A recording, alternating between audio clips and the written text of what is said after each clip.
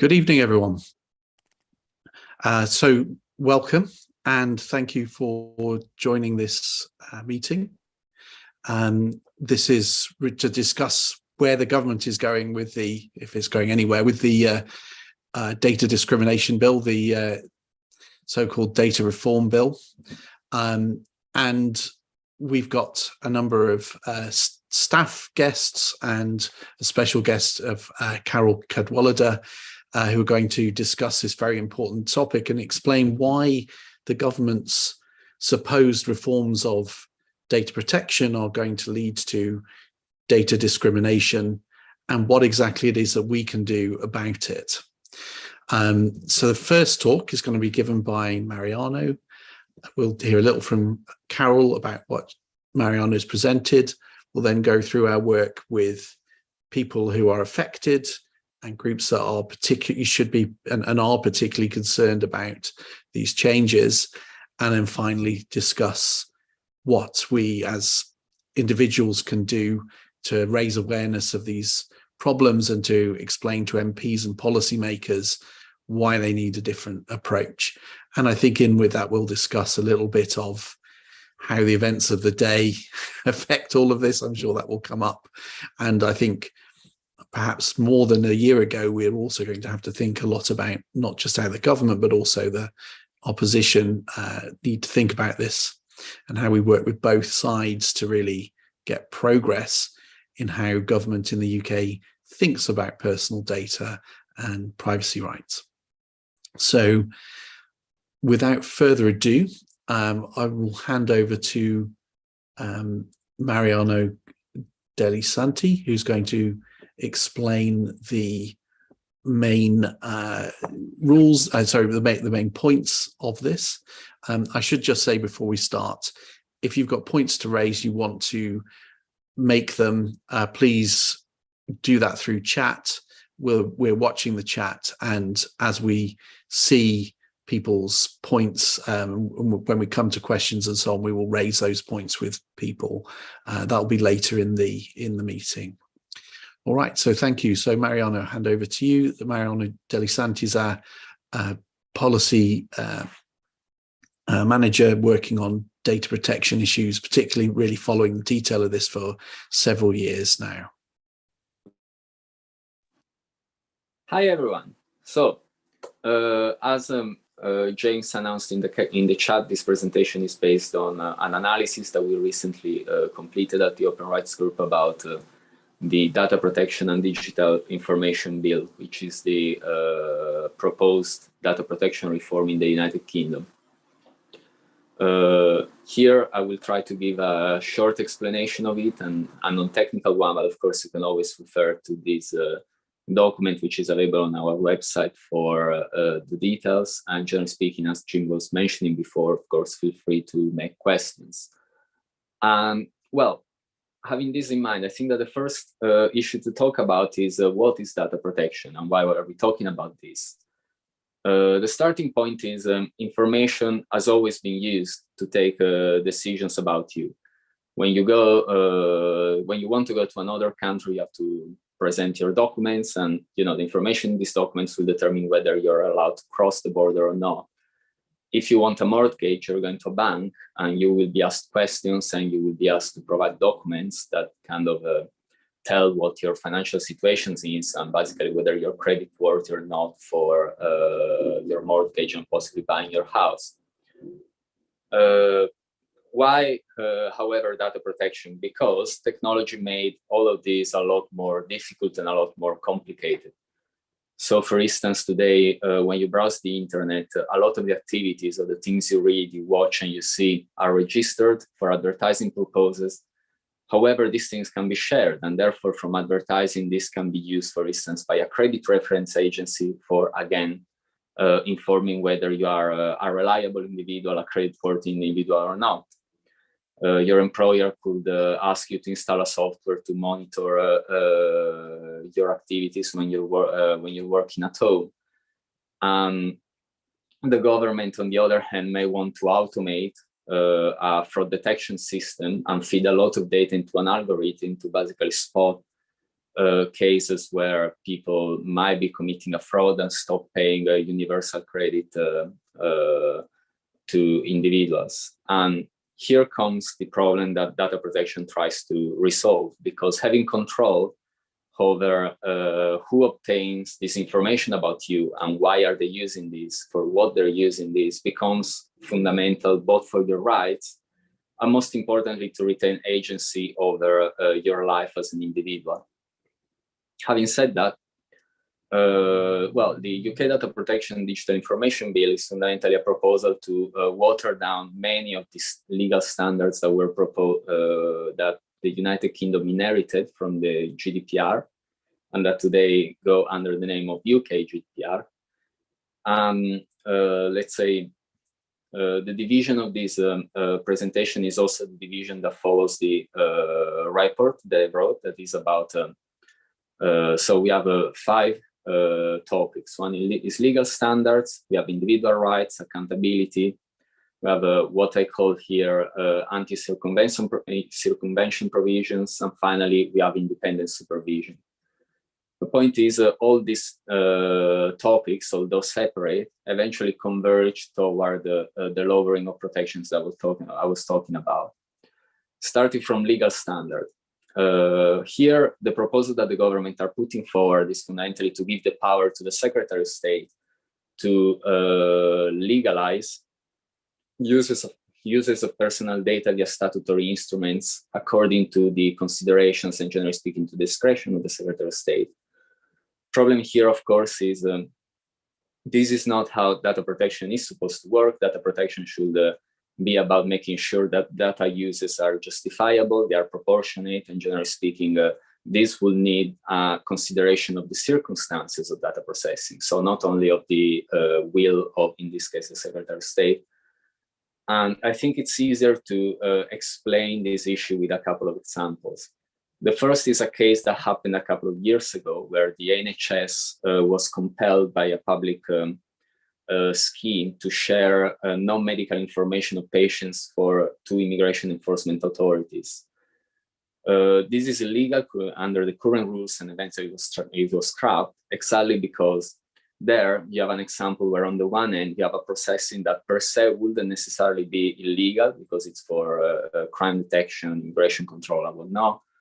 But on the other hand, you have a competing interest, which is the interest of the confidentiality of patients' information, which is the interest of having access to healthcare.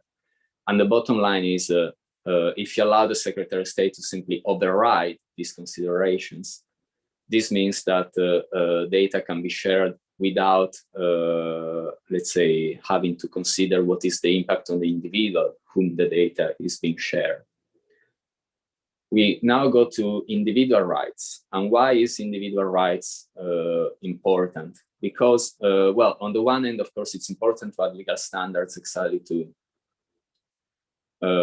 let's say, determine whether something is legitimate or not. But on the other hand, we also want rights for the individuals whose data are being used in order to exercise your right of access, so your right of knowing what is going on, your right to delete the data if you have the right to do so, your right to react to an injustice.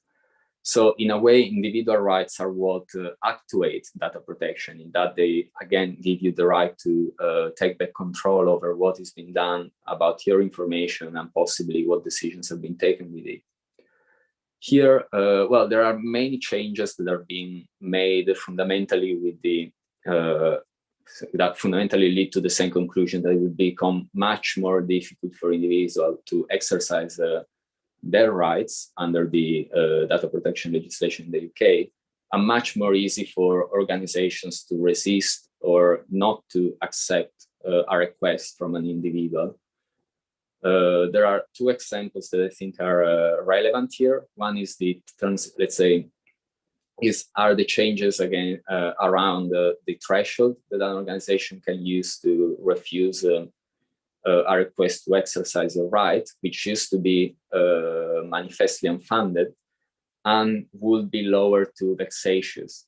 Problem with this definition is that vexatious is introducing a lot of let's say circumstances which are not necessarily let's say, do not necessarily manifest a vexatious intent, but would nevertheless allow an organization to resist this.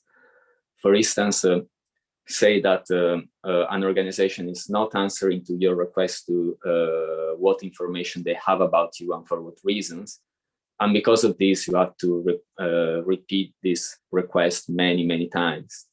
Now, repeating your request many, many times is one of the criteria that could be used to classify your request as vexatious and therefore refuse to act upon your request. The other example that I think it's relevant in this regard is also Article 22, so the right to human review. This is, let's say, the right not to be subject to a decision which is completely automated and that has life-changing significance for you. Examples of a decision of this kind are, for instance, the A-level algorithm that was implemented by the government some years ago during the coronavirus pandemic and eventually was crashed. Or say a fraud detection system that decides whether you should be given or refused a benefit from the government because of your personal circumstances and so forth. There are technicalities here in terms of what the government are doing, but the bottom line is Article 22 already today feels like it's a bit difficult to use, has a safeguard against this sort of automated decisions, and in particular about against the proliferation of automated systems and how this can affect people's rights. And indeed, when the government put this proposal to reduce the safeguards against automated decisions, the answers from most of the people who answered to the consultation was that they wanted more protections, not less. However, what the government are doing is they are fundamentally making it much, much more difficult for you to exercise these rights. And in turn, this means that it will be more difficult for you to resist, let's say, the judgment of a computer about a situation that relates to you. So we go to the third section of the report and also the third section of this presentation, which is accountability requirements. This, again, is another aspect of data protection law that is meant to ensure the effective implementation of the legal standards that we're talking about, but in a different way, meaning that this puts an active requirements on organization on the one end to demonstrate that they have implemented the legal standards they were supposed to implement. And on the other hand, most importantly, to show that before starting to use personal data and collecting personal data about individuals, they, let's say, assess the risk and fundamentally the impact that this could have on the people whose data is undergoing processing. The bottom line is these documents are supposed to be objective, and in a way, they are one of the tools that you can use to exactly hold organizations to account by showing how they have implemented or not implemented the rules they were supposed to follow.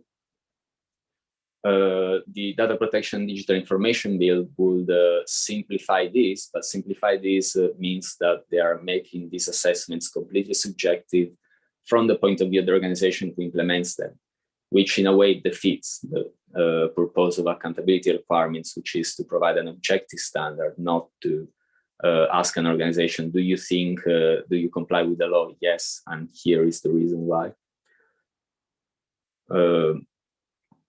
We go then to, well, anti-circumvention provisions is a miscellaneous provision, but it they all answer to a same issue that we, let's say, observe today in the digital economy, which is the fact that information is digital, and therefore it's very easy to move around, to transfer, to copy. And this means also that as a result, your information can easily be stored abroad, can easily be stored outside of the UK. And of course, the legal issue here is how do you ensure that the legal safeguards that you have at home, that you have in the UK, are not circumvented, that are not evaded by organizations that, for instance, decide to store this data abroad or decide to have their legal establishments abroad. Here, the bottom line is where the EU GDPR has a lot of provisions that ensure that protection follows the data. and it does so by introducing some standards, for instance, when it comes to what data is personal data and what data is anonymous data, which is objective, and that is lifted only and insofar data are actually protected. What the UK GDPR will do is, for instance, to link this to, again, the subjective circumstances of the organization who's doing this. So, for instance, whether an organization, after carrying an assessment of whether this data is anonymous or not, was in the position to determine that this is not personal data anymore. Same goes with international data transfers. Today, you have the UK GDPR imposing that transfers can happen only if there are effective rights and enforceable remedies. In case that something goes wrong, and generally speaking, whether there is let's say, equivalent level of protection to personal data, to the personal data that are being transferred abroad, regardless of exalted jurisdiction. Today, what the Data Protection Digital Information Bill will do is to link this not to these circumstances, but either to, let's say, the political considerations of the Secretary of State. Therefore, whether the Secretary of State believes that there is an interest for the United Kingdom to allow the free flow of data to a country, regardless of the fact that these protections are granted in practice, or whether the organization has carried out due diligence. So let's say if they can demonstrate that in a way they acted responsibly, this would exempt them, would allow them to transfer data abroad, even if in practice, this doesn't mean that the protection to the personal data is retained. Finally, we go to independent supervision. What is the problem, let's say, the reason of having the Information Commissioner Office, of having an independent data protection authority?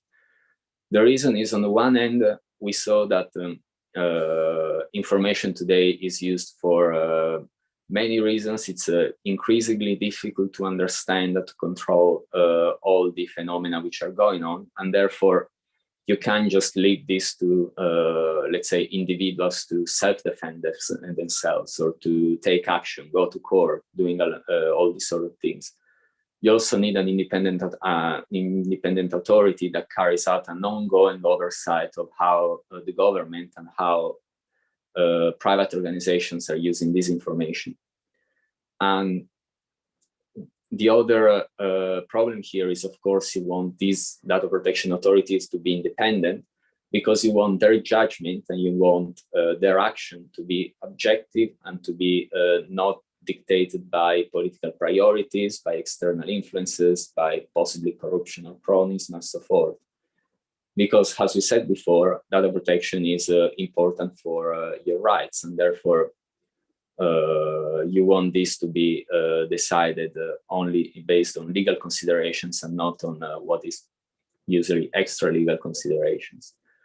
And here, well, the bottom line is, on the one hand, the government are introducing a new role for the Information Commissioner Office, which is that of not only enforcing data protection, but also promoting the use of personal data, promoting competition, promoting public security and national security. So promoting a lot of things which are not necessarily, and sometimes are even in conflict with data protection. And in this, they're fundamentally creating a situation where it's very difficult for the Information Commissioner Office to strike a balance between opposing interests, but it's very easy instead to just overlook or ignore the issue they have in front of them, which is probably one of the objectives of this law. And the other big change is fundamentally, again, giving the power to the Secretary of State to dictate priorities to the Information Commissioner Office. So to designate a statement of strategic priorities where the government basically tells the ICO what they want them to do and what they don't want them to do. And then the ICO have to respond in writing, has to basically how they plan to implement the priorities that the Secretary of State has set for them. And this, of course, apart from the considerations that we are making before, becomes intuitively difficult because the ICO is supposed to be the watchdog also about how the government uses personal data. And of course, giving the government the power to dictate what they can do and what they cannot do is not very compatible with this role. And so, just to make a bit, connecting a bit the dots of these issues that we shown before, we saw that the Data Protection Digital Information Law is fundamentally making more difficult for you to claim that a data use is illegitimate, in particular if the Secretary of State decides that this is legitimate. It becomes more difficult for you to exercise your rights against an organization who's abusing your rights. And it becomes easier for an organization that doesn't want to be held accountable for their infringements to do so. There are new loopholes in the law that basically make it easier for an organization to just pretend that they are complying with it and eventually transfer the data abroad and doing things that wouldn't be allowed in the UK. And finally, you have an independent supervision, which is not independent anymore and is not effective anymore. So the bottom line is the Data Protection Digital Information Bill is fundamentally an attempt to make data protection a legislation that doesn't work in practice. You can see this throughout the whole bill. As to what happens next, on the one end, the government announced that they will represent this bill at a certain point. We don't know when, because of course there is also a problem related to, let's say, the status of the current government, the fact that let's say we are changing prime minister every 3 months. But on the other hand, one of the things that really strikes about this reform is how this reform shows, let's say, an illiteracy of the UK government in terms of what data protection is for and why it is important. And something that maybe is interesting in that is if you go in the analysis that I wrote, there is in the first chapter, the one about main findings and consideration, a comparison between how the government have presented this reform against the work of the Norwegian Privacy Commission, which is something that is in a way similar to what the UK have done. Norway is also a country that is also a country that is not part of the European Union, but they do partake to the GDPR. They run a review of their data protection framework. However, they reach conclusions which are exactly the opposite of what the UK government have reached. And so this basically comes to what is the conclusion that we're reaching that analysis, and generally speaking, what we're trying to do here, which is we believe the government should not pursue these reforms because they have shown the inability to basically reform. And this is it. Thank you. Thank you, Mariano. So if we just, I mean, there's a lot of detail there, and it may feel a bit difficult to people, I think, trying to understand all of these impacts, all of these quite abstract kind of procedural changes that we're very familiar with. Could you give me one example of a kind of practice that would become legal in the future that isn't possible now? Well, it's it's something that has happened before, but it's the point is that today it's contested, tomorrow maybe not.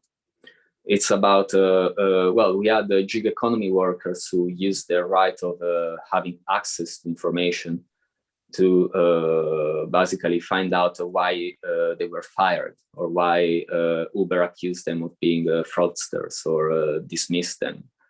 And the bottom line is Uber and other gig employers fundamentally engaged in a very obstructive behavior, which is they started not to answer to the request, or they started to send very hollow answers that didn't really answer to the question. And the point is, as a result, those workers had to repeat this question over and over. Of course, if you make a data subject access request, let's say not valid if they are vexatious, and you introduce the concept that repeating a request many times over is one of the criteria to determine whether something is vexatious or not, this becomes exactly a ground that a company like this can exploit to basically accuse you of being vexatious, as opposed to, actually accusing the organization about not answering to the request. Another thing that we are observing is the government are going toward automating a lot of fraud detection when it comes to the handover of public benefits. And of course, on the one hand, reducing safeguards in this regard is not good, but most importantly, and here we come back to the powers that the Secretary of State has been given, Secretary of State will have the power to basically designate some automated decisions that are not to be considered solely automated decisions according to the law. So that fundamentally don't trigger the application of the safeguards that the law provides for these sort of things. And as a result, you end up living in a computer say no society where, like all of a sudden the government will decide that you are a suspect of fraud, and therefore they stop paying universal credit, or they don't give you benefit for housing, for unemployment, for whatever. Thank you. So essentially, the government can decide what's okay and what isn't, and businesses, even if they're doing things which are wrong, can really get in the way of you finding out. That's sort of two of the major parts here. And you talked a lot about international data transfers as well. So we kind of end up not knowing where data went. We end up not really knowing if it's safe or not. And we get the government interfering and telling the regulator not to do its job because it doesn't like the sort of results it might produce. So I mean, it's a really interesting, if sometimes a little bit difficult, I think, for people to envisage, but I think the examples you're given are really instructive, around employment rights. I wanted to just quickly ask Carol if she had any thoughts about what Mariano had said, whether any of this seems to her in any way worrying, or how it is from her perspective as a journalist and somebody who's really seen these sorts of data abuses live, and perhaps concretely how it would have affected some of your investigations. I was just thinking about that. Thanks, Jim, for having me here, and thanks, Mariano. I was saying to Jim and Mariano earlier, which is that I was very much needing to listen to what they had to say about this law, because actually I feel like behind the curve and slightly in the dark as to what's going on. Partly because there's so many bills going through Parliament, aren't there, that we're seeing so many rights being torn up. And it was really hard to keep track. It seems that, that there's this sort of all-out attack on so many different aspects of our life. And I think it's easy to for some of these details to slip under the radar. And, thank you for pointing out how integral that they are. And I guess, there's so many red flags, aren't they? The idea that a Secretary of State is going to be able to just use whatever carve out they want, for whatever political reasons they want. I mean, it's just got red flags all over it. And the fact that this is a political gift and will be deployed for political purposes is so counter, I think, isn't it, to the spirit of the GDPR. And that this, the idea that that is supposed to be grounded in our fundamental human rights. And instead, what we can see here is it's just going to become part of a political football. And, I think it's really deeply depressing in that it does feel like, it does feel like a step backwards in that, it was a sort of very progressive piece of legislation in terms of protecting individuals against government and against, big business. And that's now in the retreat. So is it, if there wasn't enough reasons to be depressed about what's going on in Britain now, that does seem to be, very striking. So I mean, you can just see from Mariano's kind of recitation of like what the different ways that it's being watered down. you can absolutely see that it's just not going to work at all, because, you know, with a watering down of the legislation and a diminishing of the role of the regulator, well, then that's it. It is basically a free-for-all. And you know, and that's the big difference. You don't even really need to listen to the nuance of that, because it's already been the situation that GDPR was better in theory than it was in practice because of the underfunded regulator who, you know, frankly wasn't able to take enforcement action half the time. But at least the idea of the law was enough for, you know, compliance from at least better run organisations. So yeah, I mean, it's pretty deeply depressing. And, you know, in terms of I was just sort of thinking about the ways that, you know, because as journalists, what's interesting is that subject access requests, so this ability to like put in questions and find out from the government theoretically and from businesses theoretically what's been done with your data.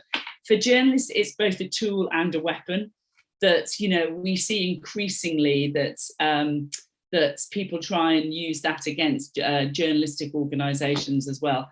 But, you know, it made me feel very sad that sort of some of the favourites, my favourite stories I did, which was that you know, you wouldn't be able to do in the future. So I SAR'd Aaron Banks and his group of companies several years ago.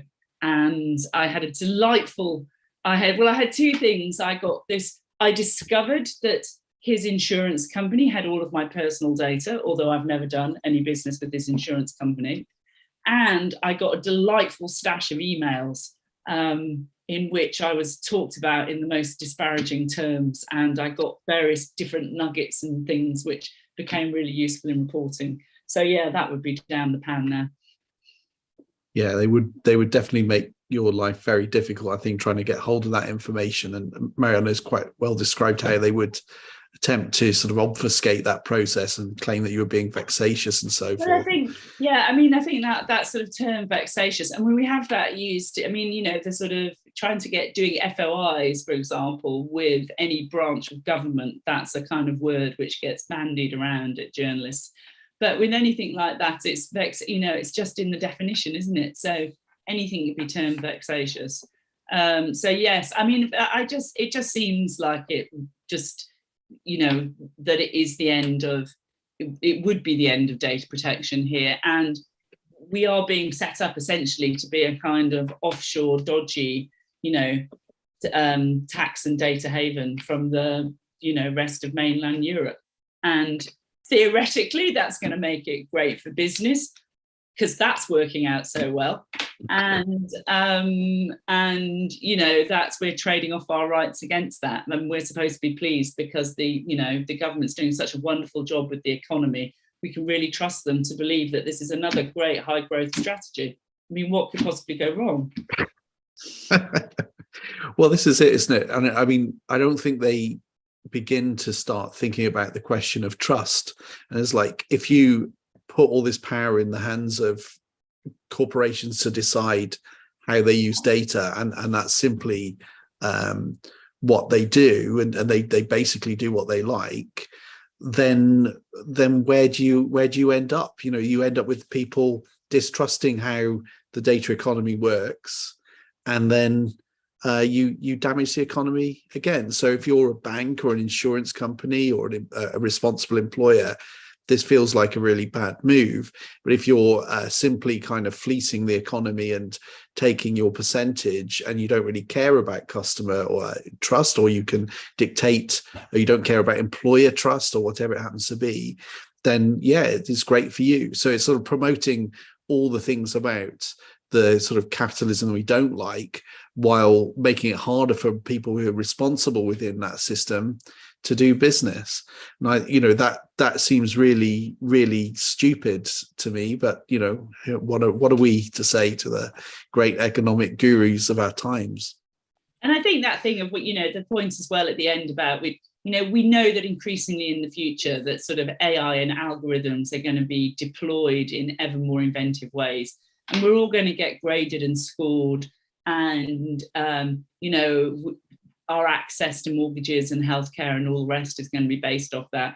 And if there's just some, if there's just some faulty bit of information about you out there somewhere, then that could be used to deny you access to those things, and you'll never know. I mean, and that is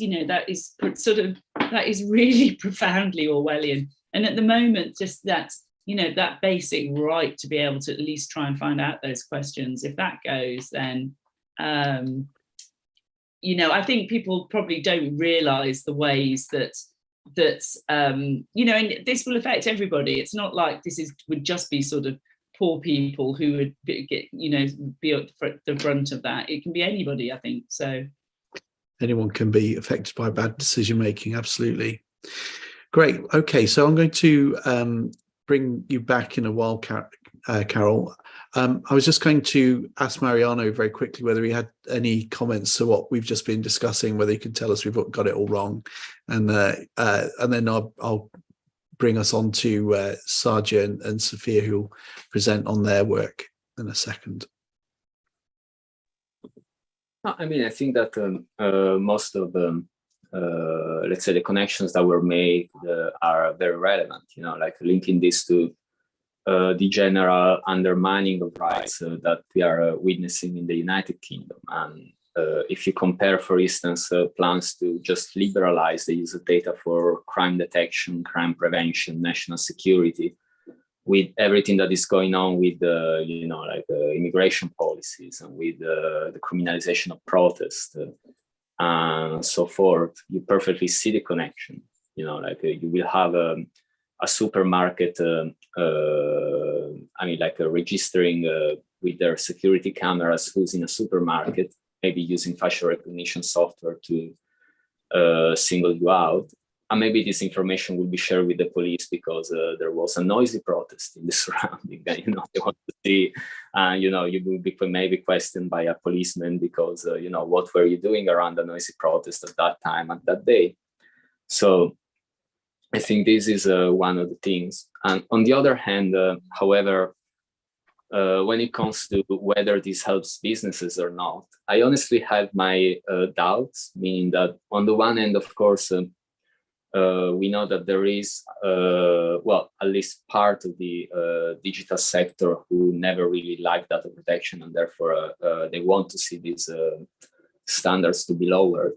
However, you have in the law many things which are not very business friendly, because if you think about laws which are just changing via statutory instruments every time a minister decides that these laws have to change, this is just a lot of uncertainty for businesses and a lot of legal fees that they have to pay to lawyers to basically understand what they have to do now that, Nadine Dorries came out with another statutory instrument about something. If you think about, let's say, lowering the threshold for data subject access requests, this creates a very tedious situation where, you will have customers in the United Kingdom that make a request. That request is refused, but then you will have customers from the European Union that will have their request accepted. And this will feel incredibly unfair, because it's kind of why is somebody who resides in France having more rights than me residing in the United Kingdom. And finally, you also have the big elephant in the room, which is the adequacy decision, meaning that so far the United Kingdom has enjoyed the free flow of personal data with the European Union, so the ability to transfer data from the UK to the EU and vice versa, because of a decision of the European Commission that found the legal standards in the UK to be essentially equivalent to that in the EU. And this, of course, is a result of the UK GDPR being an inheritance of, let's say, our relationship with them. Problem is, if this goes, then it will become much more difficult for an organization from the United Kingdom to transfer personal data to the EU, and most importantly, vice versa, which means companies in the EU will not want to store data, to use digital services, to sign contracts, to basically have relationships with businesses in the UK, simply because it has become more expensive, more difficult, more risky from a legal perspective. And how this helps businesses, I mean, to be honest, I don't think it will help them very much. Thank you, Mariano. I think those are really important points. Okay, so I'm going to move on now to ask Sadhya, Darr and Sophia Akram to talk about their work in this area. Sophia and Sadhya are working on a number of issues of migrant data justice, also racial justice, and with women's organisations, among others, to understand the concerns around this legislation from those perspectives. And I'll ask them to come into the meeting and start to talk about their work. Thank you very much. So I believe I'm going to go first. So on the Migrant Digital Justice Programme, we're building on the work we started last year as part of the first phase of the Stop Data Discrimination campaign. We were able to encourage and support a number of organisations, and not just migrants' rights organisations, to respond to the Data in New Direction consultation. And this year, we're continuing to raise awareness of the Data Protection Digital Information Bill and how it's likely to impact communities that are marginalised and vulnerable. Because as Jim and Carol have said, yes, we're all going to be affected, but we're not all going to be affected equally. And that's why the work that Sophia and I do is particularly important. This obviously involves sharing the analysis carried out by my colleague Mariano, disseminating this amongst migrants' rights organisations, but also continuing the conversations that myself and Sophia have been having with migrants' rights groups. So this will involve understanding how the digital rights of migrants are already being impacted. And we have a number of examples. And as I said, we'll be disseminating Mariano's analysis, but also we'll be feeding what we learn from migrants' rights groups into our own policy analysis, so that we're looking at issues through a wider lens and can understand the intersectional impact on communities that have been systemically excluded. We'll also be exploring the issues that are coming up in the migrants' rights sector, and supporting the sector to be able to make links between the issues that are arising in their work and the bigger picture with regard to data reform. So, for example, a couple of weeks ago, we launched a campaign with the Migrants' Rights Network and Migrants at Work, the aim of which is to challenge the government's digital right to work checks. And as you can imagine, there's a whole host of issues there. We're don't know where to start. So we're trying to figure that out at the moment. But we'll be using examples from the sector to illustrate the impact of the government's proposed reforms. And I think something else which is essential to this is also continuing, which is basically has been the from the get-go of the Migrant Digital Justice Programme, continuing to build knowledge and understanding so that organisations feel equipped to challenge the government. And part of that will be not just, as we did last year, we held an APPG event with the APPG Immigration Policy and Law, but also creating appropriate resources, helping people to really understand how GDPR protects their individual rights, so that they do really understand, what is at risk. Yeah, and as I said, the sector itself, throughout the time the Migrant Digital Justice Programme has existed, we've org has been made aware of so many issues, from the visa algorithm that discriminated on the basis of nationality, and lawful data sharing between HMRC and the Home Office that targeted highly skilled migrants, and lawful data sharing between NHS Digital and the Home Office. I'll probably stop there because the list could go on and on. Yeah, so I think what is new about this work this year is that we're focusing on the migrants' rights sector, but going beyond that too, and looking at the different issues that affect not just migrants, but the groups that my colleague Sophia works with, and bringing them together And this is where our work overlaps. So we'll be working very closely, but I'll let Sophia talk about the work that she'll be doing on her in her role. Thank you. Just before you come in, Sophia, Sadhya, could you give us a couple of examples of the kind of impacts on migrants as individuals that have occurred through some of the abuses of data that you've talked about? What kinds of things have happened to people? Yeah, so funnily enough, like I said, I'm not short of examples, but so one of the things that we've seen and actually been asked for comment a lot at org, even though like there are other organizations working on this issue, is like mobile phone extraction. Just last week, we heard the story of a young man who the property he was living in was raided, and they weren't actually after this person, but the police ended up taking his phone, extracting data. And I just actually found out today that apparently he's going to be deported.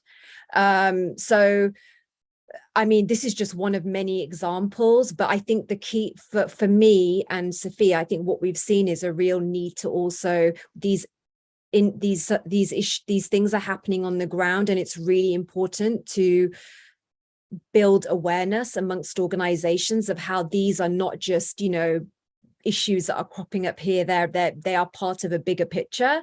This is what we'll be focusing on.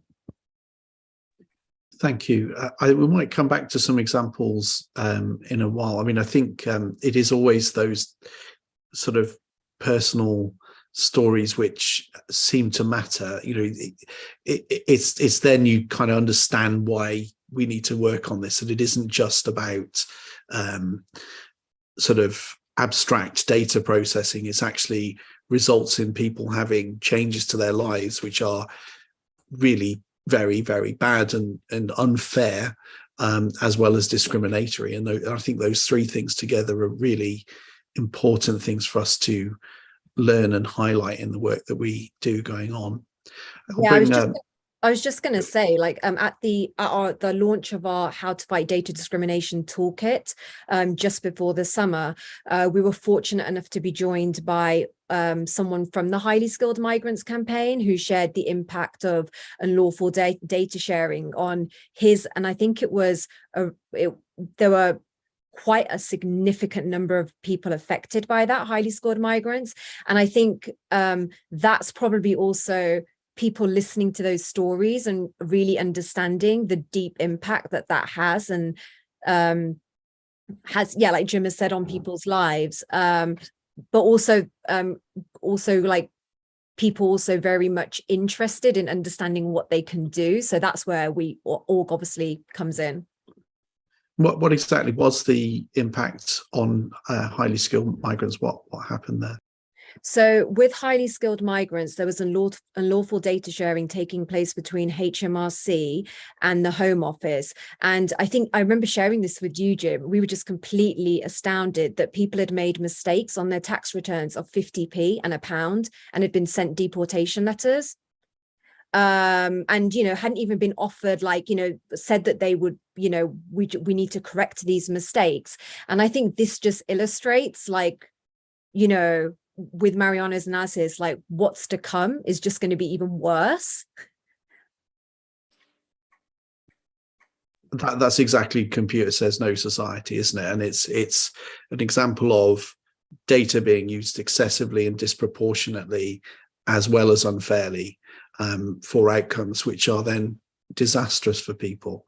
I think, in a sense, what worries me is, we should be working in more sectors, right? We should be working in many, many more sectors, because it is always, once you start looking at what the government is doing, that you realize exactly how reckless they are. And it's not merely a sort of theoretical that they're becoming, they can be reckless, but actually they already are. And in the future, they're going to give themselves a free pass. All right, I'll bring Sophia in next, and perhaps she can talk about some of those, some of that new work. Yeah, so like Sadhya said, I work really closely with her. My work actually is an offshoot of the Migrant Rights Digital Justice Programme.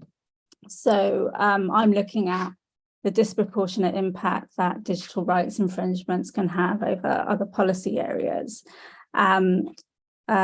This bill having a significant impact. So I guess a couple of examples where we find this to be true is those vulnerable to violence against women and girls, and communities that are typically over-policed and over-surveyed.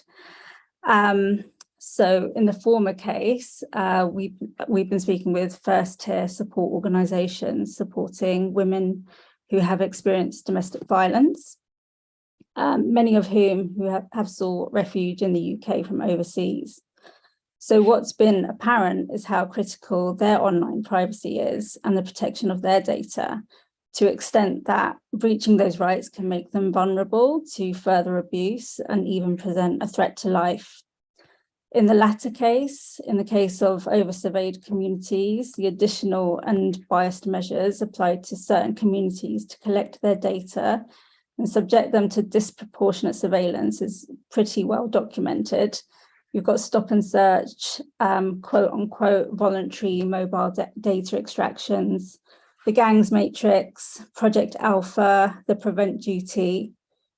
And if you haven't heard of any of those policies, just know for now that they have successfully positioned themselves in a pre-crime space and enabled a level of data collection left pretty unscrutinized for quite a long time under the guise of security or national security interests.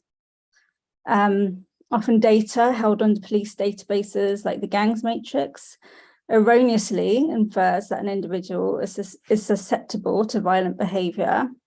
In the case of the prevent duty, that a person is susceptible to radical behaviour, often on the basis of someone's non-professional subjective perception.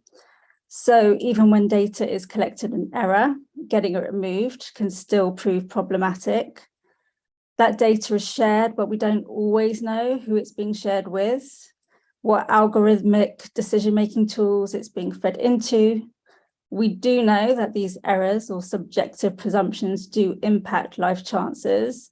They impact benefit claims, housing access, higher education opportunities. And when the stakes are already that high, safeguards are ever more important. So if you're making it easier for officials to invoke a public interest argument for invasive data collection, that's pretty dangerous. Weakening protections to anonymity. When survivors of domestic violence are at risk of stalking, that's pretty dangerous. Removing the oversight function of the ICO removes already over-policed communities further away from the ability to scrutinise arbitrary practices conducted over them, and making it harder to make subject access requests. It basically can remove the only way that an individual will know what information is being held on them and if it's accurate, or if it's inaccurate. And it also removes the ability for them to do anything about it. So, I mean, there's numerous other things in the bill that will impact these groups working on these issues. Data protection impact assessments are done, which if data protection impact assessments aren't done, it means that organisations won't consider the consequential harms to people with protected characteristics. Increasing online surveillance through the cookie opt-in, opt-out will just make it easier to profile people according to racial characteristics, entrenching further racial profiling that already takes place. And Carol already mentioned that there's already been like a suite of legislative reforms, so it's easy for the data reform bill to get lost in that mix. But what's really significant is that the current data protection regime is already sort of cited as a safeguard in all of those bills. So not acknowledging that those safeguards will be weakened. So bills such as the policing bill, the Health and Social Care Act, the Online Safety Bill, they all cite the DPA as a safeguard, and all of these will have impact on the same communities. So yeah, that's just something also to bear in mind. So yeah, it's a boon for business, but unfortunately it comes at the cost of equity. Yeah. I mean, as Mariano is saying, arguably, one can argue that it's not really the boom for business that is being pretended, but of course that's one of the arguments. But I think the government is pretty clear that it just wants a free pass, isn't it? I mean, really, it's just saying we know that we're going to pretend that there aren't problems, but in the future we'll pretend that it's impossible for the problems to exist, and you have no right to complain. I mean, that's really the position, isn't it? I mean, that was a really, really instructive talk, Sophia. Can I ask, how do you find the awareness in the groups that you work with on this? How do you find their understanding of the significance of data protection? Is it is it secondary? Is it very important to them? Where do they position it in their thinking at this point? It varies group to group. So you'll find that with groups that are subject to over surveillance, for example, they're pretty sensitized to the impact to their data and that data being retained. So if you're looking at groups who are trying to challenge prevent and work with people who have been subject to the prevent duty, they rely on things like subject access requests to find out exactly what's being held on them, and only then can they really challenge it, get that data removed. Sometimes it results in having to take legal action. But then there are other groups. So generally I've found that with groups working on violence against women and girls, there's less awareness of how data protection legislation might impact their sector and the clients that they work with, probably because of other priorities. I mean, their focus is the human security of people that they're serving. So yeah, we found there is a need to sort of disseminate more kind of basic education kind of resources to them about what the current data protection regime affords them and what will then happen to those rights once and if this new bill comes in. Yeah, great. Thank you very much. Okay, so we're going to move on now to Abigail Burke, who's going to talk a little bit about the work that she's doing with Mariano on data protection at the moment, in the sort of outreach we're doing and the way that we're trying to develop our campaigning and lobbying, if you like. Yeah, hi, good evening, everyone. My name is Abby Burke, and I'm the new policy manager for data protection at ORG. I joined the team in September after finishing up my master's at the Oxford Internet Institute in Human Rights and Internet Policy. So I'm very happy to be at ORG and working with Mariano and other members of the team to defend data protection in the UK. So in my role, I'm conducting policy analysis, working with sector support on their initiatives, and coordinating stakeholders across policy, business, and civil society to support our campaign. And we have several important outputs of these efforts coming up in the next few months. One big project that we're currently working on is strengthening our engagement with our European counterparts in civil society and policy. Like Mariano touched on earlier, a key pressure point in preventing the watering down of data rights is an emphasis on the damage that a loss of EU adequacy would cause.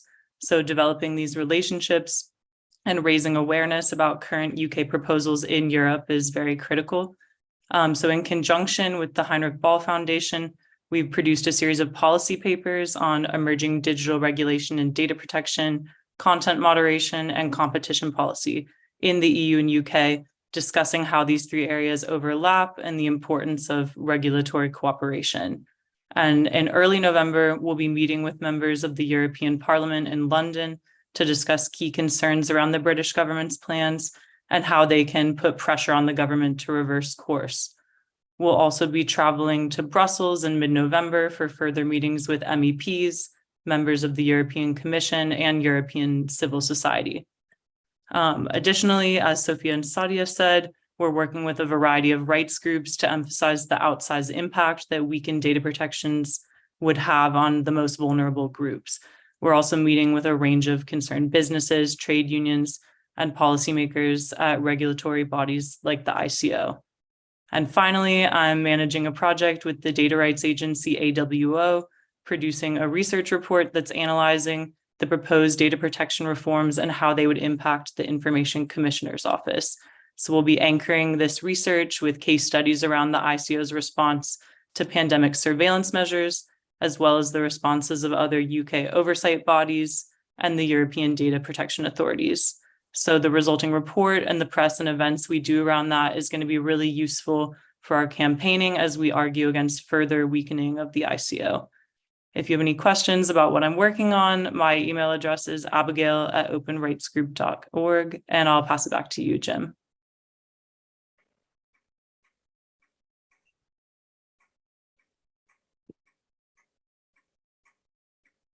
Thank you very much. So that work I think is really, really fascinating as well. I'm really glad to see that taking place. And I think it will make a big contribution.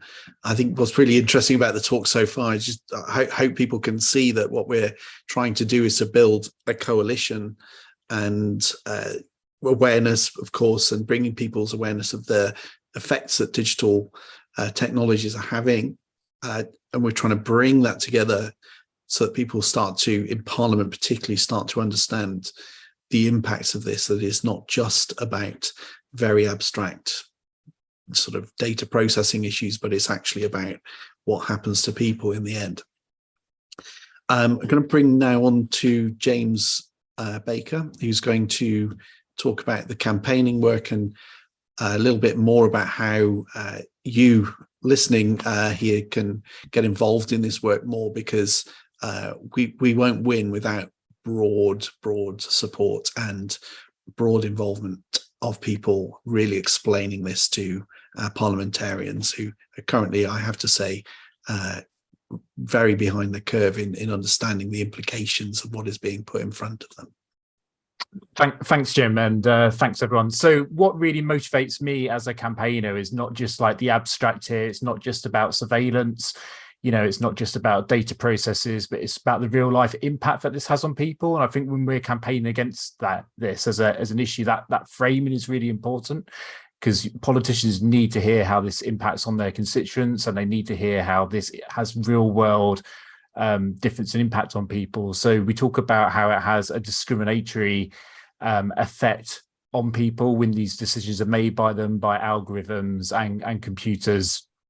And how kind of that discrimination can be inbuilt, and those biases can be inbuilt into those systems, but also how you need those rights in order to challenge those and that decision making. So this isn't some abstract thing. This is going to be a computer making decisions that will affect whether you get a mortgage. It will affect, potentially your prioritization in an NHS waiting queue. It will affect whether you have the right to work or not in the UK. So really real world impacts. I want to make that clear, to anyone campaigning on this, try and find those real world examples. We'll be trying to provide them to you so you can talk to people. Bear with me. I'm just going to try and share my screen, because I just want to talk you through some of the stuff we've done on our website that enables you to campaign on this stuff. So the main page we've got for this campaign is Stop Data Discrimination Bill, openrightsgroup.org/campaign/stop data discrimination. We'll share the link in chat. As you can see on here, this page will take you straight through to Mariano's briefing. It also is going to have different sector support briefings once they're ready, and it's going to have information how this bill impacts on different organisations. There's then a whole host of actions that you can take as an individual campaigner or working with one of org's local groups. So at the start of that, we have today published a campaign pack So this is a document you can download, you can share with people. It gives you a toolkit for political campaigning around the bill, with loads of kind of practical things that you can do as an individual. And it also talks you through some of the kind of key messages and framing around the bill. So please do download that, have a look at it, and feel free to share it. It has got Creative Commons copyright on it, so you can share it with whoever you like, make good use of it. We have got an increasing amount of kind of video content which you can share around this. So we've got our video around how GDPR protects people and the campaign to stop data discrimination. So please do share that video, and we're going to have more video content coming throughout the campaign. We have got a leaflet that you can download and print and distribute if you want to kind of get some physical bits of paper into your representatives' hands, or if you're going to any events and you're talking about this, or you're going to any cafes or discussions, or you can try and talk about it, you can distribute this leaflet. We have also got quite a few of these printed, but we're going to try and distribute those through our local groups network. But if you are somebody who feels like you could distribute a reasonable number of leaflets, please do get in touch. We'll make sure that you can have some. You can also download it and get it printed yourself. Last but not least, we've got an email and write to your MP action set up on our website. So this is dead easy to use. You can use this tool. We've already had 44 people do it. You can just follow this form through, and it will, if you type in your postcode, it will bring up your MP's details. It will automatically fire off an email to your MP. So if there's one thing I'd like everyone to do, after this meeting, perhaps you've got time, perhaps you've got a bit of time left in your evening, but do go and fire off an email to your MP, because it does make a difference, especially if you put it in your own words. I know MPs have got a habit of kind of mass filtering out campaign emails, so we do encourage people to put it in their own words, and then they have to think about it a little bit more, or they at least have to get their caseworker at least has to bother the MP about it. They won't just give you a boilerplated reply. So do feel free to use that tool. You can also sign up to get the email updates. If you sign up to join the campaign, that will put you onto our email mailing list, where we're going to be kind of keeping people updated through this. So this is very much a campaigning priority for org at the moment as an organization. This is a live bill going through, and we want to be making as much impact as possible. And you do have to look at this alongside other things. This isn't happening in a bubble. When you look at it alongside things like the online safety bill, the public order stuff that's going through with the policing bill at the moment, and the other attacks on our rights and liberties, and it creates quite a scary situation. And I think, as Sophia said, so many other bills kind of cite data protection as a safeguard, or why, oh yeah, this is okay what we're doing because there's data protection legislation. Well, actually all of that is about to get undermined.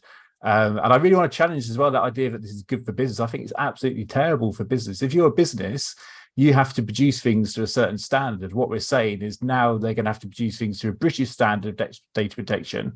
And if they want to do any business with the EU, then they're going to have to produce their systems to an EU standard as well. So it's like creating another CE mark. It's creating another whole data regime, and businesses are going to have to do all the work, all the duplication around that. I mean, what do you do if you're a business in Northern Ireland and you've got customers in the Republic and the customers in Northern Ireland? It's going to really put a lot of businesses in a very, very difficult situation. So we need to be getting that message out there as well. So I hope that's a bit of a whistle-stop tour of our campaigning. I know we've had loads of really interesting questions coming in chat. So I'll shut up now, and perhaps we can get on to some of those. Thanks. Thank you, James. So I'm going to broaden this out now and ask if we have questions from the audience, and also we'll just try to prioritize some questions for Carol, who needs to go in a few minutes. So if people have questions, particularly for Carol, I will take those first. But if it either in the chat or elsewhere, just let us know.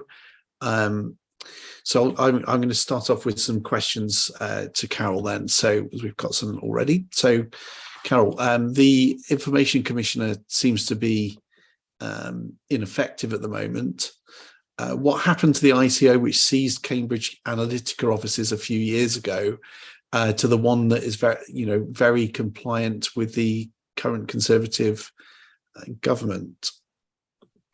I mean, I don't know what the answer is to like what happened internally, really. But I mean, it's been a great disappointment, hasn't it? Because I think we'll kind of look back now and we'll see that raid on Cambridge Analytica's office as the sort of high watermark, really, of data protection in the UK. And it was. I mean, I don't know what your verdict was on the. I mean, the whole thing is that we waited for a long time to get that final report for what the ICO had actually done. They had seized the servers. They had all of these people working on going through the data, and then that was the last of it. We never actually, it was like they didn't actually answer any of the sort of fundamental questions around what was in that data.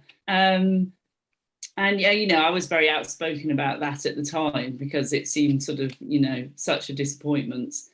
I mean, I'd love to know the kind of internal story of what happened there. I suspect it was there was sort of series of mistakes or whatever. But on the other hand, to give them their credit, the reports they produced around the use of data in politics and the enforcement actions they took around that were really valuable, really important, sent a message. There's still a massive problem around the use of data in politics. We can still see that, but it would be a lot worse if we hadn't had those reports and that action taken. But yes, I mean, I think in terms of like what the future holds for that is, I think it'll be anything goes, won't it? And I'm sure that the carve-outs that the Secretary of State and politicians come up with are going to help them. I mean, because they need data to win elections. There is absolutely a kind of prime mover advantage there. So, it's the same issue, which is with politicians and the social media platforms, which is they're very reluctant to really regulate those because they need them to win elections. So yeah, I mean, I think, the one thing we can say is that we are all much more aware now of how our data can be misused, but at the same time, it's the technology and the sort of, is galloping ahead of, that was now back in 2016. There's much more, there's much more data around, and B, there's far more sophisticated ways of using it. So yes, it's all pretty terrifying. But I don't know, Jim, what happened? What's your view on what happened inside the Information Commissioner's office? I think Brexit happened, and I think that once Johnson and his crew were in charge, and they were definitely out of the European framework, it was fairly obvious that they'd come along with the chopper. And they thought that if they kept their head down and were nice to the government, that maybe Dominic Cummings and Boris Johnson would be less likely to be psychopathic with them. But I think that was a very naive view. I think they would have been better kind of taking the view that it's better to go down fighting. So I think that was problem one. And I think problem two was the pandemic. And they felt vulnerable in that situation, that the government was going to make a case for data being used everywhere in order to combat the pandemic, and they didn't want to be seen as sort of getting in the way. Mm-hmm. And between those two things, they took the view that they were better off basically keeping their head down, playing things behind the scenes. They were probably told that that's what they should do as well, that if they played behind the scenes and were nice to everybody, then they would not be, they would be a better case for them sticking with what was there. I imagine those sort of conversations happened, and the result was they did very, very little. And there just seems to have been a sea change at exactly that moment, and they stopped taking risks. They stopped that kind of approach, and they took exactly the opposite approach. And I think, the research we're intending to do around the pandemic and their response, I think will show a lot of contrast, because although you didn't hear so much from the ICO during that period in the UK, exactly the same issues around, the app, the collection of data in to sort of do track and trace, issues around exams and how whether you should calculate exam results from personal data. All those things came up in other parts of Europe, but the regulators in those parts of Europe really, went to it with a hammer, and they just said, no, you're not doing this stuff. Right. You have to, it's very, very different. And so, It's kind of fascinating. But the thing is, one thing I would say, which was like listening to all you guys who are the experts, and that's, it's so valuable that, you are trying to safeguard these things and you are paying attention. But the thing which occurred to me in sort of like listening to you all, which was that I feel that there is a sort of, that there is a right-wing case which needs to be made for data protection. That actually sort of, like the way that David Davis is so useful as a libertarian to kind of like he came in very big on media freedom, for example, and it was able to make it into a cross-party issue. And I feel that like that's the thing that's sort of somewhat missing, is that as you say, I think it's like, oh, the Conservatives are just going to be pro-business. And as Mariano says, well, actually it's very anti-business. I mean, who's going to be able to like do any business with Europe? So yeah, I don't know, that was my sort of two penneth, is that translating that into something which is, and then also like I felt bad for sort of saying earlier, like, oh, it's not just an issue that affects poor people. Well, of course, they're the people who need the most protections, and that's, all the work around vulnerable communities is so important. But you also need to make the issue which actually makes Daily Mail readers sit up and go, oh, okay, like middle class people are going to be affected too. Maybe I do care about this. Well, I mean, I think it boils down to that, there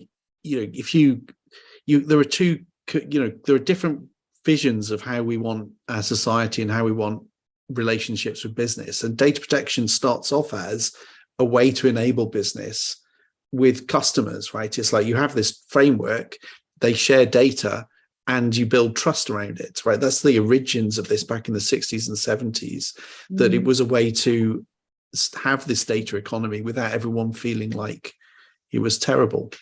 But now we've got a slightly different vision, which is that, well, maybe nobody cares and we can do what the Americans do. But the Americans are really upset about their world. They're trying to deal with this. They're trying to push for more data protection type rights, not less. So this is kind of curious, really, for us to be in this. And I'll ask you another question. Given your investigations into Brexit and the role of dark money in politics, what are your views on the Conservative government's attempts to change legislation in favour of corporations? Is there some kind of link going on? To say it again, to change? To change legislation in favour of corporations, assuming that's what this is. Oh, I see. Yeah, I mean, it feels a bit like, I think, like you say, like the American model, isn't it? It feels that, so in the same way that in America, Citizens United opened up the sort of landscape for corporations to be able to participate in politics, and and made it completely opaque, like what money was being spent in elections. And in the same way, this is it feels like there's a sort of parallel here in terms of the sort of darkness and opacity which it's going to bring to it. It's a sort of citizens uniter of data, really, in the UK. But I don't know. As I said, I'm not the expert here. you tell me when you I don't know if I think what you can say is you look at companies like God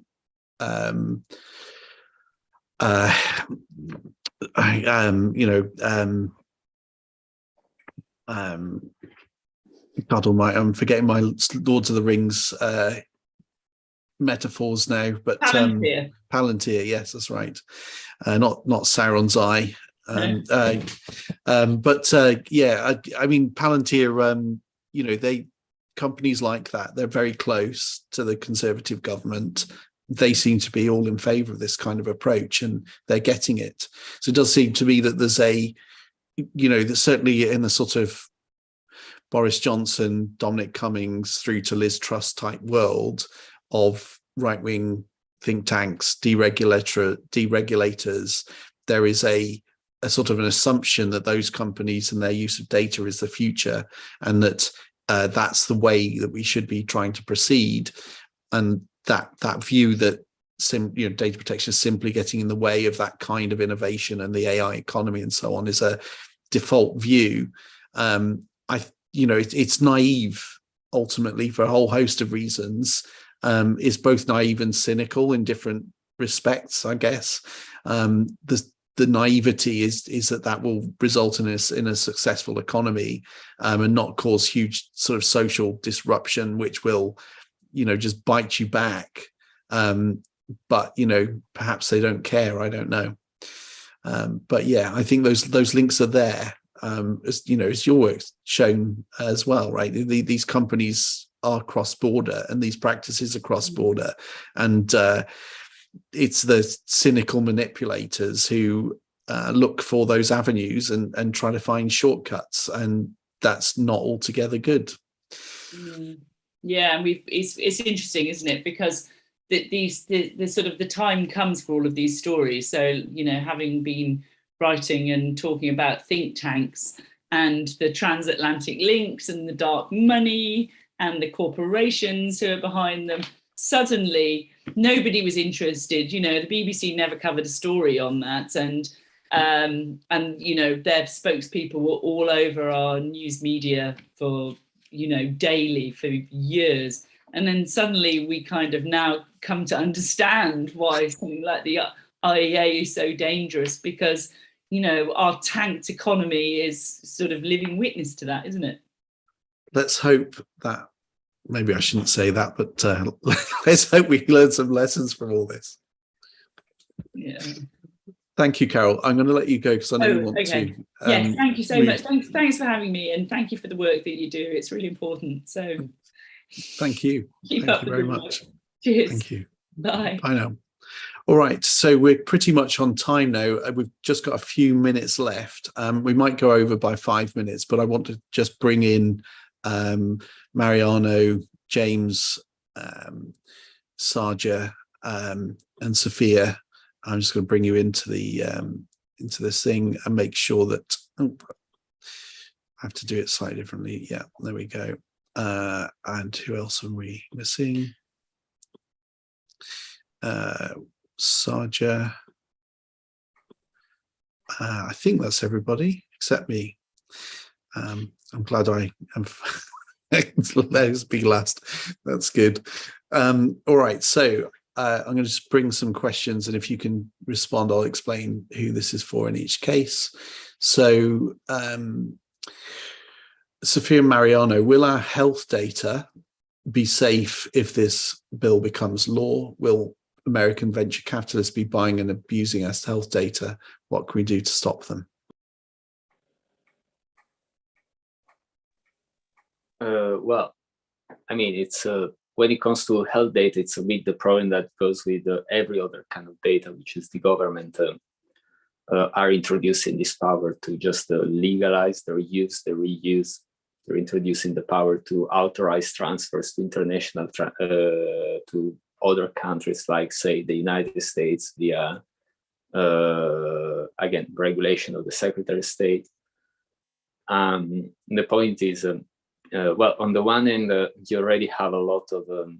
I mean, if the law and the exemptions that they already presented in the Data Protection Digital Information Bill were introduced the way they are introduced today, it already means that, for instance, you can use a lot of data that is collected by general practitioners, by hospitals, even in the field of research, simply for reasons of law enforcement to disclose to the authorities and so forth. And here comes a bit back to the problem of politicizing this legitimacy, whether using data is legitimate or not, which is the government can introduce via statutory instruments new exemptions. So it means that if they decide to put up a public scheme where they deem that they need health data for some research, for whatever, of course, this becomes a very good instrument to just create exemptions and to start to punch holes in the data protection regime so that they don't apply anymore in this particular circumstance. And I guess that's the where the threat comes from, the fact that the Secretary of State can just decide that, well, your data is not protected anymore because we are doing this very important life-saving stuff. And how do we prevent it? Well, it's, I mean, unfortunately, we prevent it the hard way, which is we have to prevent the law from becoming law. That's it. Thank you. All right. So I'm going to widen out to the whole panel now. So it'd be good to hear from everybody on the panel a little bit. How, with the change of the government and the possible return of Boris Johnson, how worried should we be? And what can we do to stop this bill going forward? And I think I'd really like to hear from James, Sadhya and Sophia on this. Shall I jump in first? I think in some ways what's interesting is a lot of this, the government's legislative agenda has kind of carried on despite changes in ministerial posts. So some stuff has been paused, like online safety bill, but we think it's going to come back pretty soon.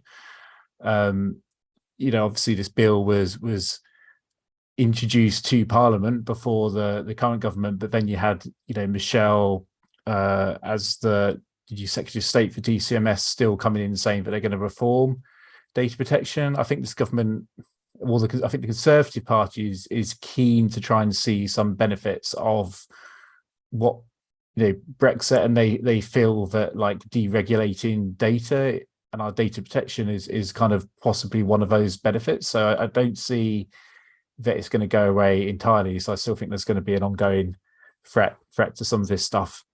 And I think it ties in then to some of the other questions we've been getting in chat around this kind of whole question of EU adequacy status and where the UK lies. And you can't get away from the fact that it's all tied into that. As much as in some ways, as a campaign, we might want to try and appeal to both people who voted leave and remain. And I think one thing I'd say about that is that actually, when people voted to leave EU, they didn't necessarily vote for all of our regulatory standards to be lowered. In many cases, they were promised that we would have better regulatory standards and that we'd be able to do things better than the EU had. And what I'd argue is actually this is doing things a lot worse than what we had under GDPR.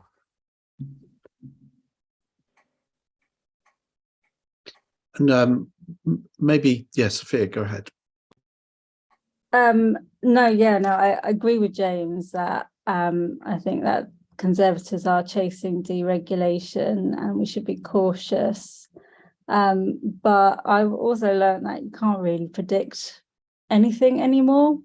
And the idea that Boris Johnson comes in again is just ludicrous. If we could potentially have a general election coming up, and so all of this could be moot. Here's hoping.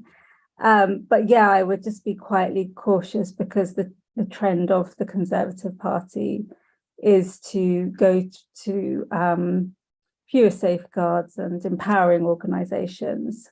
So it's just something to, I guess, keep an eye on.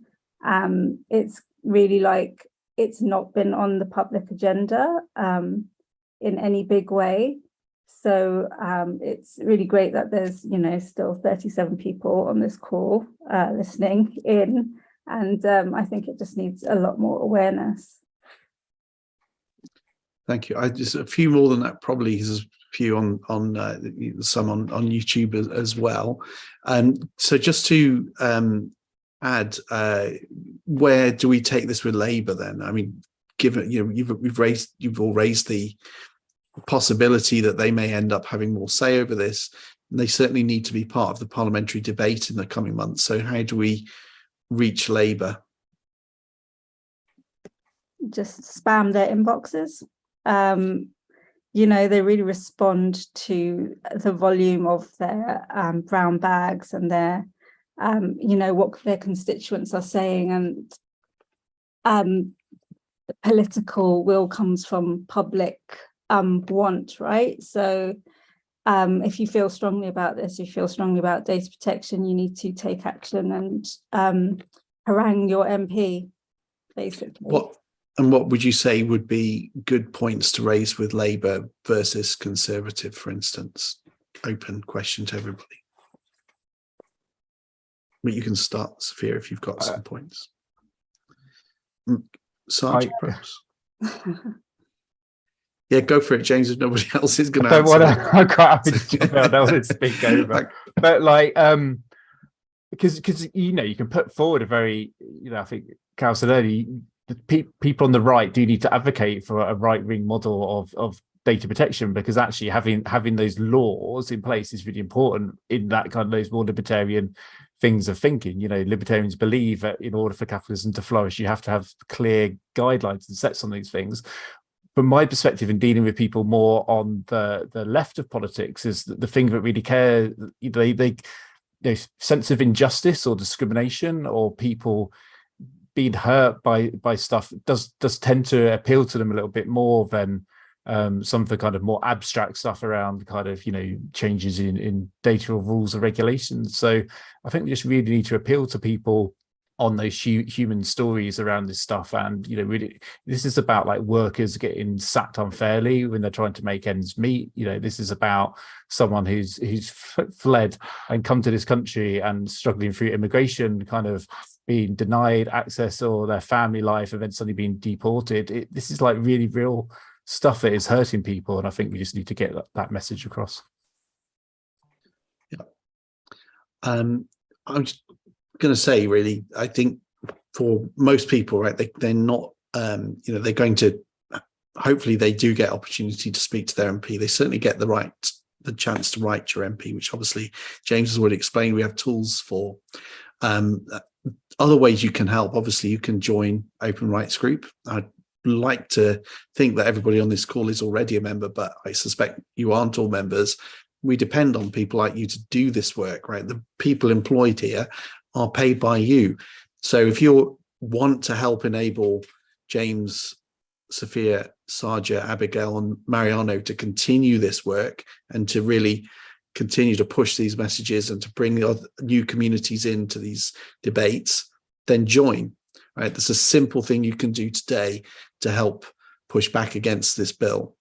And the other simple thing you can do is, of course, share our content. When we put our videos out, when we send emails out asking you to retweet something, do it. And I'll push out to your followers and your friends, and they'll start to learn about these problems too. So those are some really simple things you can do. I'd just like to quickly ask everybody for a few final remarks. And I'm going to start with Sadhya, perhaps, about just sum up what you think we've learned today and what are the most important points for you that have come through the discussion so far.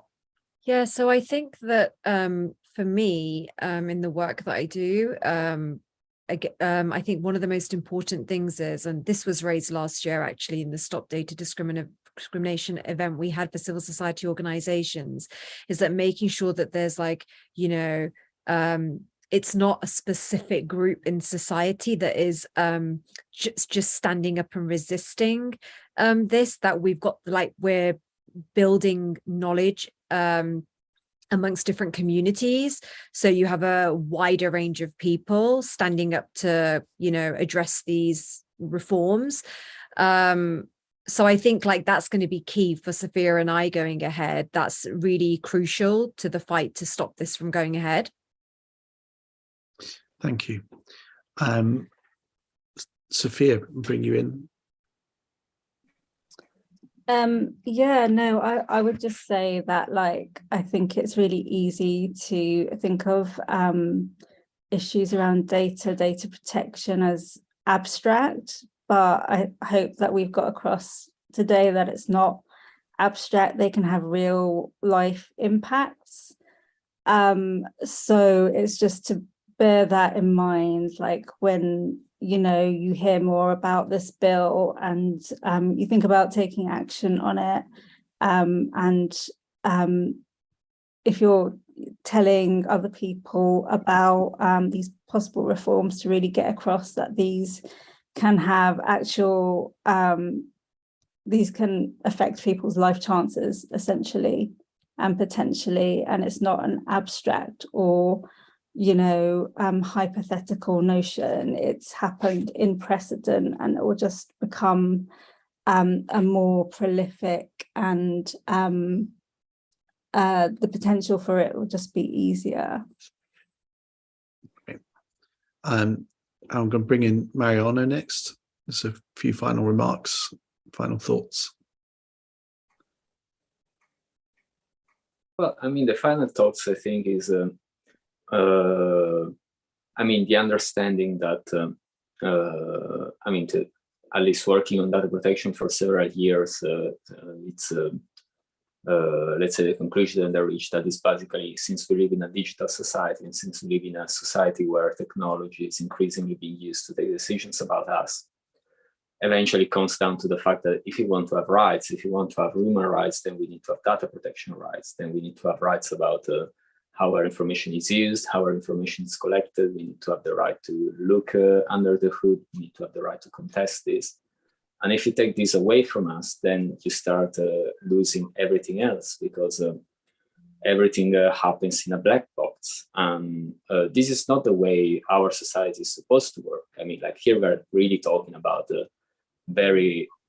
things that they teach you in law school, like had a guy called Montesquieu that 300-400 years ago came up with this idea that a court has to motivate when they take a decision about it, because they can't just come up and decide to cede something or to put you in jail without giving an explanation about this. And this, of course, it's because you must have the right to challenge this decision back. So these are the stakes at play.